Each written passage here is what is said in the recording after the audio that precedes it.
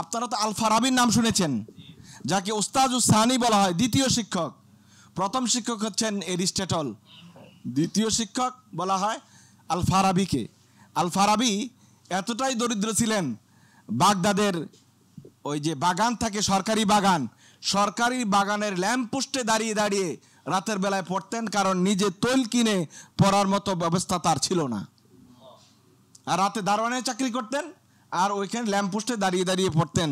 70টা ভাষা তিনি তৎকালীন 70টা ভাষা জানতেন। আপনারা ইলন মাস্কের কথা শুনেছেন, এখন পৃথিবীর সারা ধনী, এবং সেই কিন্তু ইন্টেলিজেন্স যেই এটা বাইর করতেছে, মানে আপনার এই বুদ্ধিমত্তা, কৃত্রিম বুদ্ধিমত্তার আবিষ্কারক ইলন মাস্ক। হ্যাঁ, এবং সে তার জীবনীতে লিখেছে, এতে সে কমপক্ষে সপ্তাহে 3 থেকে 4টা বই সমাপ্ত করে। এজন্য ইমাম শাফি আলাইহির রাহমা বলতেন, তাআল্লাম মাস্তাতা'তা তাকুন আমিরান, যা সম্ভব পড়ো, পড়াশোনা করো, শিখো, তাহলে তুমি আমির হয়ে যাবে। ওয়ালা তাকু জাহিলান তাবকি আসিরা, মূর্খ হয়ে থাকো না, তাহলে তুমি বন্দি দশায় জীবনযাপন করবে। তাআল্লাম কুল্লা ইয়াউমিন হারফা ইলমিন, প্রতিদিন একটা অক্ষর শিখো। তারাল জুহালা কুল্লাহুম হামিরা, তাহলে সমস্ত জাহেলদেরকে দেখবে গাধার মতো, তুমি থাকবে আমিরের মতো। রাবি ইবনে সুলাইমান মিন কেবারে আইম্মাতি শাফিঈ, ইমাম শাফি মাযহাবের বড় ইমাম রাবি ইবনে সুলাইমান, তিনি বলছেন ইমাম শাফির লেখা কিতাবুল এটা উসুল ফিকহ সব মিলিয়ে একটা কিতাব, চমৎকার বই। ইমাম শাফির লেখা কিতাবুল এই কিতাবটি আমার জীবনে আমি 500 বার পড়েছি। আধুনিক সময়ে, এই লেটেস্ট সময়ে যারা এই ফেসবুক ইউটিউব আবিষ্কার করেছে, তাদের জীবনী কি পড়েছেন? বিল গেটস, পৃথিবীর সবচেয়ে বড় ধনী, তিনি প্রতি বছরে 40 থেকে 50টা বই একদম শুরু থেকে শেষ পর্যন্ত শেষ করেন। গড়ে তার 40 থেকে 50টা বই পড়া হয় প্রতি বছরে। আপনারা ইলন মাস্কের কথা শুনেছেন, এখন পৃথিবীর সারা ধনী, এবং সেই কিন্তু ইন্টেলিজেন্স যেই এটা বাইর করতেছে, মানে আপনার এই বুদ্ধিমত্তা, কৃত্রিম বুদ্ধিমত্তার আবিষ্কারক ইলন মাস্ক। হ্যাঁ, এবং সে তার জীবনীতে লিখেছে, এতে সে কমপক্ষে সপ্তাহে 3 থেকে 4টা বই সমাপ্ত করে।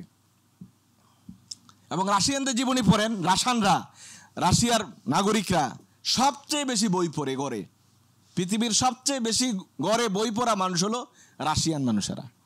আমরা আসলে পড়াশোনা এবং গবেষণা থেকে দূরে চলে যাওয়ার কারণে আমাদের উপর কিন্তু অন্যেরা গালেব হয়ে গেছে। হাফেজ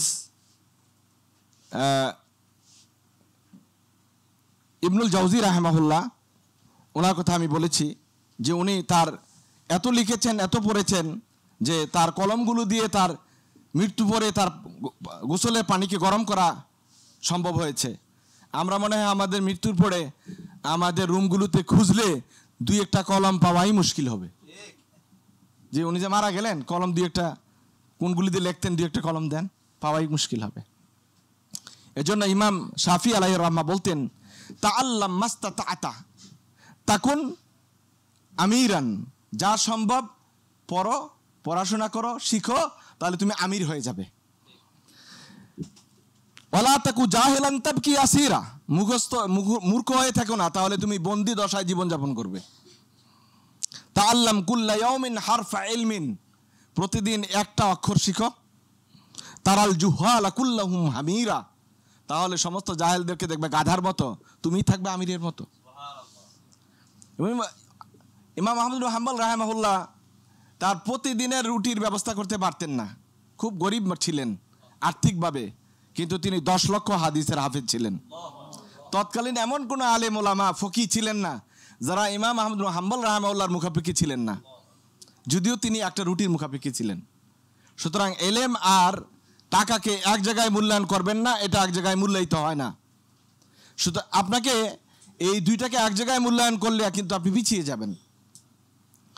আরেকটি বিষয় আপনাদের দৃষ্টি আকর্ষণ করব, যে আমরা যেটা করি সেটা হলো একটা কিতাব বা একটা বই একবার পড়ে রেখে দেই, মনে করছি পড়ে ফেলছি। এটা না, কিন্তু আপনাকে কোনো একটা বিষয়ের একটা মৌলিক বই বারবার পড়বেন, কয়েকবার পড়বেন, A to Z পড়বেন। আপনারা তো আল ফারাবির নাম শুনেছেন, যাকে উস্তাজুস সানি বলা হয়, দ্বিতীয় শিক্ষক। প্রথম শিক্ষক হচ্ছেন এরিস্টটল, দ্বিতীয় শিক্ষক বলা হয় আল ফারাবিকে। আল ফারাবি এতটাই দরিদ্র ছিলেন, বাগদাদের ওই যে বাগান থাকে, সরকারি বাগানের ল্যাম্পপোস্টে দাঁড়িয়ে দাঁড়িয়ে রাতের বেলায় পড়তেন, কারণ নিজে তৈল কিনে পড়ার মতো ব্যবস্থা তার ছিল না। আর রাতে দারোয়ানের চাকরি করতেন, আর ওইখানে ল্যাম্পপোস্টে দাঁড়িয়ে দাঁড়িয়ে পড়তেন। 70টা ভাষা তিনি তৎকালীন 70টা ভাষা জানতেন।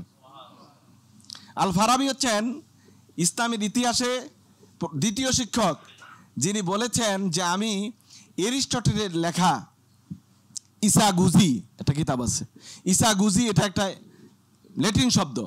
এই ইসাগুজি, এই বইটা এরিস্টটলের লেখা, এই বইটা আমার জীবনে আমি 250 বার পড়েছি। 250 বার। আমরা এখানে অনেকেই এমন আছি যারা কোরআনে কারিমা 250 বার পড়ি নেই। কি বেশি বললাম নাকি? আমাদের অনেকে এমন আছি যারা আমরা কোরআন শরীফটাকেও 250 বার পড়ি নাই। শুধু ইসাগুজি কিতাবটাকে, মানে দর্শনটাকে বোঝার জন্য এরিস্টটলের এই বইটাকে ইমাম ফারাবি 250 বার পড়েছেন, তাও বাগদাদের বাগানের ওই যে ল্যাম্পপোস্টের সামনে দাঁড়িয়ে, কারণ ওটার পড়ার মতো যে তৈল খরচ করার ব্যবস্থা তার ছিল না। রাবি ইবনে সুলাইমান মিন কেবারে আইম্মাতিশ শাফিঈ, ইমাম শাফিঈ মাযহাবের বড় ইমাম রাবি ইবনে সুলাইমান, তিনি বলছেন ইমাম শাফিঈর লেখা কিতাবুল এটা উসুল ফিকহ সব মিলিয়ে একটা কিতাব, চমৎকার বই। ইমাম শাফিঈর লেখা কিতাবুল এই কিতাবটি আমার জীবনে আমি 500 বার পড়েছি। সুতরাং কোনো বই একবার পড়ে তাকে রেখে দেওয়া, আমি এই বিষয়ে বিশেষজ্ঞ হয়ে ফেলেছি, এই কথা বলার কোনো সুযোগ নাই। এটা আমাদের অনেকেই কিন্তু খুব গুরুত্ব দেই না। ইমাম বুখারী আলাইহির রাহমা, ওনাকে জিজ্ঞেস করা হয়েছিল এত মুখস্থ রাখেন কিভাবে, এত বলেন কিভাবে? তখন ইনি বললেন এদামাতুন নাজরে, বারবার পড়ি এবং এই পরেই আমরা মুখস্থ রাখি। তো ইমাম বুখারীর মতো মানুষ, যিনি একবার শুনলে অনেক সময় মনে রাখতে পারেন, তার কথা। ইয়াহইয়া ইবনে মাঈন রাহিমাহুল্লাহ, তিনি খুব বড় আলেমী দ্বীন ছিলেন। কিরকম আলেমী দ্বীন ছিলেন? রাসূল সাল্লাল্লাহু আলাইহি সাল্লামের জীবনের সবগুলো হাদিস তার মুখস্থ ছিল। এটা ইমাম বুখারীর মতো, ইমাম আহমদ হাম্বলের মতো সংখ্যায় নয়। তৎকালীন সময়ে যত হাদিস সব মুহাদ্দিসরা জানতেন, একাই ইয়াহইয়া ইবনে মাঈন সেই পরিমাণ হাদিস মুখস্থ জানতেন। তো তাকে জিজ্ঞেস করা হয়েছে, আপনি এত হাদিস কিভাবে মুখস্থ করেছেন? উনি বলেছেন, যে হাদিসটা আমি একবার শুনেছি 50 বার আমি কলমে সেটা লিখেছি। তো একটা হাদিস একবার শুনে যদি 50 বার কলমে লিখে, তাহলে ভুলার কোনো সুযোগ আছে? আমরা কিন্তু এই কাজটা করি না। আমরা মনে করি যে যথেষ্ট হয়েছে, একবার পড়ে ফেলছি, আর কি পড়বো, আর জানার কি আছে? না, আপনি দেখবেন একটা জটিল বই বা একটা বিষয় যদি আপনি আত্মস্থ করতে চান, আপনি বারবার বিষয়টা পড়বেন, আশা করি আপনার কাছে একসময় বিষয়টা পরিষ্কার হয়ে যাবে ইনশাআল্লাহ। আর সামান্য একটু কথা বলে আমি আমার আলোচনা শেষ করব, কারণ আরও অনেক বক্তারা রয়েছেন, ওনারা কথা বলবেন ইনশাআল্লাহ। শেষ পয়েন্টটা হলো ইকরা ওয়া তাআল্লাম ইলা নিহায়াতি হায়াতিক, পড়েন এবং শিখেন জীবনের শেষ সময় পর্যন্ত। জীবনের শেষ সময় পর্যন্ত পড়বেন আর শিখবেন, এটা হলো ব্রত। যদি এটা নিতে পারেন, আশা করি আপনি বড় কিছু না হন, অন্তত নিজে আত্মতৃপ্তি নিয়ে মৃত্যুবরণ করবেন, যে আমি কিছু একটা শিখেছি, জেনেছি, বুঝতে পেরেছি। ইমাম আল গাজালি রাহিমাহুল্লাহ, যার একটু আগে ওনার নাম বললাম, উনি কিভাবে ইন্তেকাল করেছেন? ইমাম গাজালি রহমতুল্লাহ আলাইহি ইন্তেকাল করেছেন ও সহিহুল বুখারী আলা সদরিহি, সহিহ বুখারী ইমাম গাজালি রহমতুল্লাহ আলাইহির বুকের উপর থাকা অবস্থায় তিনি মৃত্যুবরণ করেছেন। তাহলে কি মনে করেছেন, সহিহ বুখারীটা কি এমনি রাইখাই মরে গেছে, নাকি পড়তে পড়তে মারা গেছে? সহিহ বুখারীটা পড়তে পড়তে তিনি ইন্তেকাল করেছেন। মিন নিহায়াতিল হায়াত, মৃত্যুটা নিশ্চিত। সে সময় তার বুকের উপরে সহিহ বুখারীটা ছিল। ইমাম আবু রায়হান আল বেরুনি, আপনারা অনেকে ওনার নাম জানেন, আল বেরুনি ফকি ছিলেন, মুহাদ্দিস ছিলেন এবং আপনার পদার্থবিদ্যায় পারদর্শী ছিলেন।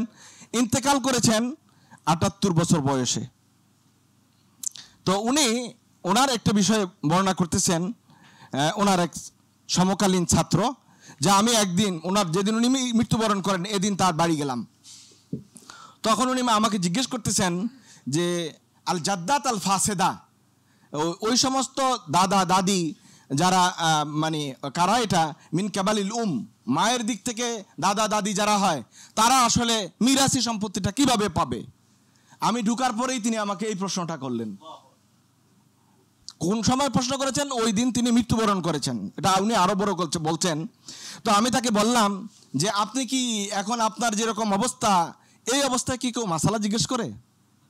এখানে উচিত আপনার জন্য মাসালা জিজ্ঞেস করা? তখন তিনি কি উত্তরটা দিয়েছেন শুনুন। তিনি বলছেন উয়াদ্দিউ মিনাদ দুনিয়া, আমি দুনিয়াকে বিদায় দিতে চাই। ও আনা আলিমুম বিহাযিহিল মাসআলা, এই মাসলাটা জানা অবস্থায় আমি দুনিয়া থেকে বিদায় নিতে চাই। আমি এভাবে বিদায় নিতে চাই না যে এই মাসলাটা না জেনে আমি জাহেল অবস্থায় মৃত্যুবরণ করতে চাই না। তো উনি বললেন যে আমি তাকে এই মাসলাটা ভালোভাবে শিখিয়ে দিলাম। তিনি ভালোভাবে এটা আত্মস্থ করলেন। আমি তার কাছ থেকে বিদায় নিয়ে তার বাড়ির সদর দরজাও পেরোতে পারি নাই, ভিতর থেকে আবার শুনলাম তিনি ইন্তেকাল করেছেন। আমি আবার ফেরত গেলাম, বাকি কাজ আমি সম্পন্ন করলাম।